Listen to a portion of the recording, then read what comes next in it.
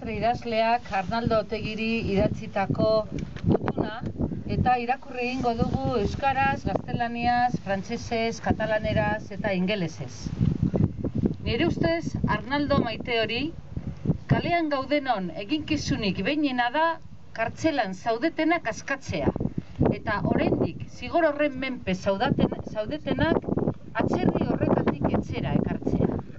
Eta bide batez, nola ez, mirespen osoz goraipatzea, egoera horren aurrean erakusten duzuen kemen etikoa eta heldutasun politikoa, benetan heroi mailakoa baita. Uste dut, zinez, egunerokotasunean erakusten den kemen miresgarri hori, noizbehinkako ekintza txalogarrien gainetik dagoela. Une jakin batzuetan, abertzale eta irautzaile handiak areago nabarmentzen direlako ekintzak baino. Hemen, grisa dirudien zuen eguneroko borroka da heroitasuna baiesten eta bermatzen duena. Horixe da hain zuzen nabarmendu nahi dudana.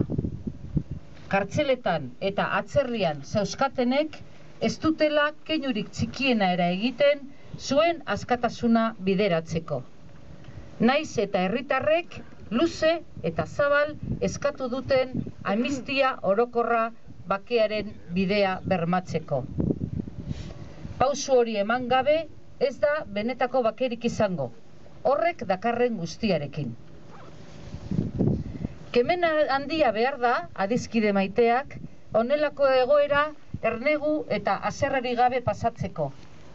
Eta ziur nago, desio dugun bake hori iristen bada, gaur txalotzen dudan zuen indar erikoi horri esker izango dela. Zuen mailan egon eta zuen mailara iritsi nahi genuke. Eta ez dudarik izan, ez dugu atsedenik hartuko zuek kalean besarkatzeko aukera izan arte.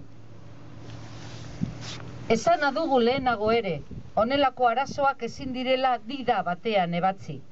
Baina hori bai, hauteskundeetatik aterako den gobernuari guztiontzako askatasun sistema eskatuko diogu. Pausoz pauso, baina urgentziaz lortu behar dena. Eta hitz hauekin amaitu nahi nuke. Besarkada nahikoa izan, osasuna eta laster kalean ikusi arte. Alfonso Sastre.